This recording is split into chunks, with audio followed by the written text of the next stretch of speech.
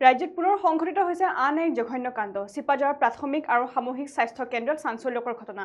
ৰোগীয়া কিশোৰীৰ সৈতে অপকৰ্মৰ অভিযোগ 108 এম্বুলেন্সৰ চালকৰ বিৰুদ্ধে এম্বুলেন্সৰ ভিতৰতে কিশোৰীগৰাকীৰ লগত অপকৰ্মৰ অভিযোগ উত্থাপন কৰা হৈছে অভিযুক্ত 108 নম্বৰ চালকৰ নাম শামছুল হক বুলি বৰ্তমান সময়ত জানিব পৰা গৈছে এই বিষয় সন্দৰ্ভত জনাই যাম খুব বিশেষ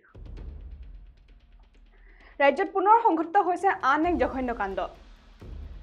চিপাঝাৰ প্ৰাথমিক আৰু সামূহিক স্বাস্থ্য কেন্দ্ৰত চাঞ্চল্যকৰ ঘটনা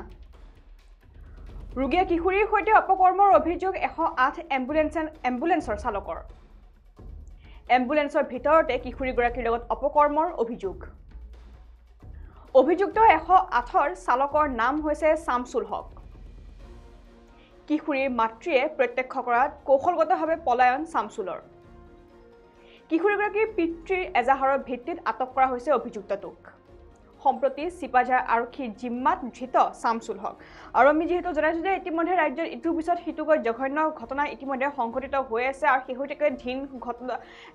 ঢিঙত যি নাৰকীয় ঘটনা সংঘটিত হৈছিলে সেই নাৰকীয় ঘটনাৰ মাৰ নাযাওঁতে এতিয়া ৰাজ্যত ইটোৰ পিছত সিটোকৈ জঘন্য কাণ্ডৰ ঘটনা পোহৰলৈ অহা দেখিবলৈ পোৱা গৈছে আৰু শেহতীয়াকৈ এবাৰ চিপাঝাৰত তেনে এক অনুৰূপ ঘটনা সংঘটিত হৈছে আৰু চিপাঝাৰ প্ৰাথমিক আৰু সামূহিক স্বাস্থ্য কেন্দ্ৰৰ এক চাঞ্চল্যকৰ ঘটনা সংঘটিত হৈছে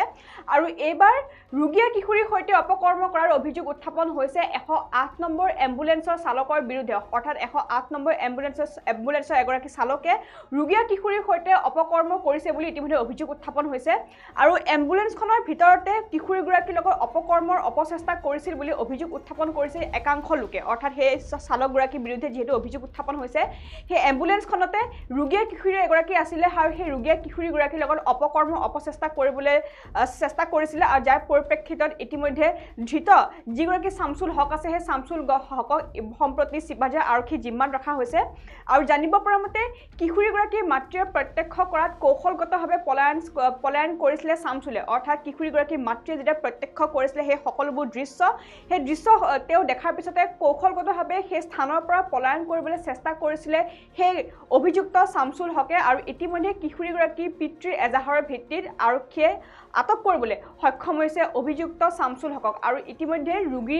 ৰোগীয়া কিশোৰীৰ সৈতে অপকৰ্মৰ কৰাৰ অভিযোগ উত্থাপন হৈছে 108 নম্বৰ এম্বুলেন্সৰ চালকৰ বিৰুদ্ধে আৰু অভিযুক্তটোৰ নাম হৈছে শামছুল হক বুলি বৰ্তমান সময়ত জানিব পৰা গৈছে আৰু কিশোৰীগৰাকীৰ মাতৃয়ে এম্বুলেন্সৰ ভিতৰতে সেই সকলোবোৰ দৃশ্য দেখিছিলে নিজৰ জীয়ৰীৰ সৈতে তেওঁ অপকৰ্ম কৰিবলৈ চেষ্টা কৰিছিল আৰু যাৰ পৰিপ্ৰেক্ষিতত তাৰ পিছতে সেই অঞ্চলটোত এক হুলস্থুলমুখৰ পৰিৱেশৰ সৃষ্টি হৈছে আৰু সেই কিশোৰীগৰাকীৰ মাতৃয়ে সেই সকলোবোৰ দৃশ্য প্ৰত্যক্ষ কৰাৰ পিছতে সেই স্থানৰ পৰা কৌশলগতভাৱে পলায়ন কৰিবলৈ চেষ্টা কৰিছিলে শামছুল হকে আৰু ইতিমধ্যে এই ঘটনা সংঘটিত হোৱাৰ পিছতে কিশোৰীগৰাকী পিতৃয়ে সম্প্ৰতি চিপাঝাৰ আৰক্ষী থানাত এজাহাৰ দাখিল কৰিছিলে আৰু সেই এজাহাৰৰ ভিত্তিতে ইতিমধ্যে আৰক্ষী জিম্মাত ৰখা হৈছে ধৃত শামছুল হকক আৰু এই বিষয়ৰ সন্দৰ্ভত ভুক্তভোগী পৰিয়ালৰ কি মন্তব্য প্ৰদান কৰিছে সেয়া আমি আপোনালোকলৈ আগবঢ়াইছো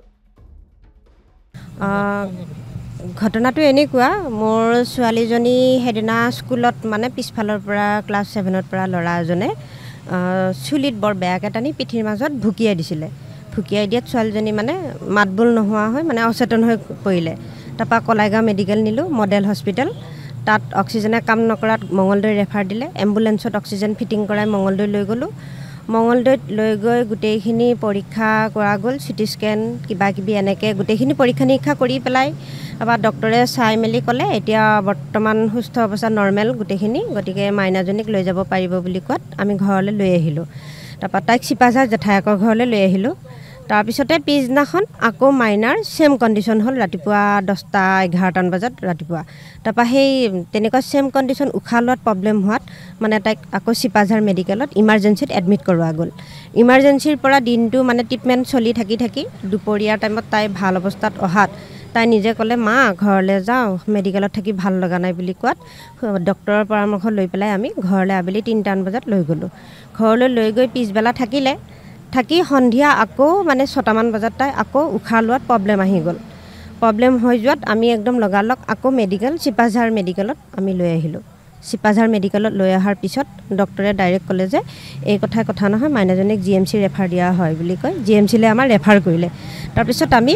GMCৰ আমাৰ সেইদিনাখনে চৰকাৰী এম্বুলেন্সখন নাছিলে নোহোৱাত যিটো নেকি মাইনাৰ কণ্ডিশ্যনটোত আমি মানে প্ৰাইভেট গাড়ীটো লৈ যাব নোৱাৰোঁ তেনেস্থলত আমি প্ৰাইভেট এম্বুলেন্স এখন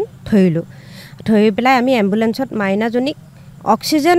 মুখত লগাই পেলাই বেডত শুৱাই থকাৰ মুহূৰ্তত এজন অচিনাকি ব্যক্তি আহি পেলাই খিৰিকীৰে মোক সুধিছে যে বাইদেউ মাইনাজনী কি হৈছে।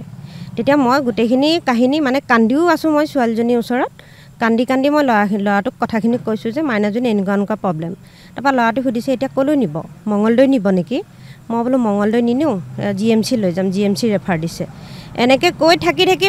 মানুহজনে মাইনাক মানে এনেই চুই চোৱা ভাও ধৰি পেলাই একদম বুকত বৰ জোৰকৈ বেয়াকৈ মানে টাচ কৰি সি পলায়ন কৰে। লাষ্টত মই নিজেও দেখিলোঁ, আৰু মই দেখিছোঁ যদিও মই তাৰমানে ইমান মাইণ্ড কৰা নাছিলোঁ। মোৰ একচুৱেলি মাইণ্ডত লাগি আছে যে মোৰ ছোৱালীজনীক কেনেকৈ মই GMC নিব পাৰোঁ, কেনেকৈ মই সুস্থ কৰিব পাৰোঁ, মোৰ টেনশ্যন হৈ আছিলে সেইটো। তাৰপিছত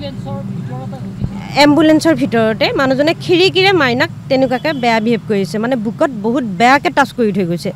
লাষ্টত মাইনাই কঁপি কঁপি মোৰ হাতখন টানি আনি তাই সেই অক্সিজেন লৈ থকাৰ মুখতেই মোক মানে কৈছে যে মা এইমাত্ৰ যে কথা পাতিছিলে ল'ৰাটো মানে খুব বদমাছ ল'ৰা, মোক বুকত বিৰাট জোৰছে এনেকৈ ধৰি থৈ গুচি গৈছে বুলি ক'লে। কোৱাত লগালগ মই ল'ৰাটোক পিছে পিছে ধৰি গৈ মই চোলা কলাৰ ধৰাৰ লগে লগে ল'ৰাটোক পলায়ন কৰে। ল'ৰাটো শুনামতে চিপাঝাৰ মাৰৈত ঘৰ, আৰু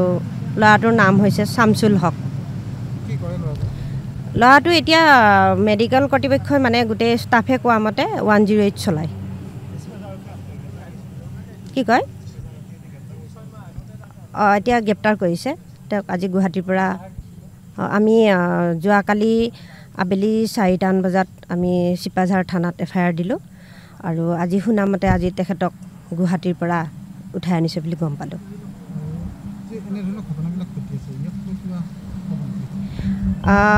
ইয়াক লৈ এইটোৱে ক'ব বিচাৰোঁ, আজিকালি মানে কোনো নিশ্চয়তা নোহোৱা হৈছে, ল'ৰা ছোৱালীক লৈ ভয় লগা হৈছে। গতিকে মই এইখিনিতেই ক'ব বিচাৰোঁ যে যাতে মোৰ মাইনাৰ দৰে আন বেলেগৰ নহওক, মই বাৰ বাৰ অনুৰোধ কৰিছোঁ যাতে গাৰ্জেনবিলাক সতৰ্ক হওক, আৰু এনে নিচিনা ব্যক্তিক কঠোৰভাৱে শাস্তি দিয়াটো মই বিচাৰোঁ। কি কয় মাইনাজনীৰ বয়স 12 বছৰ। চাওক, চিপাঝাৰৰ যি ঘটনা হৈছে 12 বছৰীয়া কিশোৰীগৰাকীৰ লগত, এয়া বহুত নিন্দনীয় ঘটনা আৰু বহুত বেয়া লগা ঘটনা। গোটেই ৰাজ্যজুৰি আজি যি ধৰ্ষণৰ ওপৰত যি নিউজবিলাক বাহিৰ হৈ আহিছে, তাৰ আমাৰ চিপাঝাৰবাসীও আমি বৰ লাজ পাইছোঁ এই ঘটনাটোক লৈ। দোষীক প্ৰশাসনে কঠোৰ শাস্তি প্ৰদান কৰক, আৰু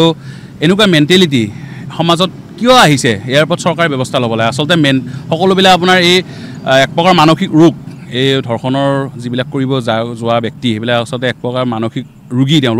তেওঁলোকৰ ওপৰত কেনেকুৱা ব্যৱস্থা ল'ব পাৰি, কেনেকুৱাকৈ তেওঁলোকক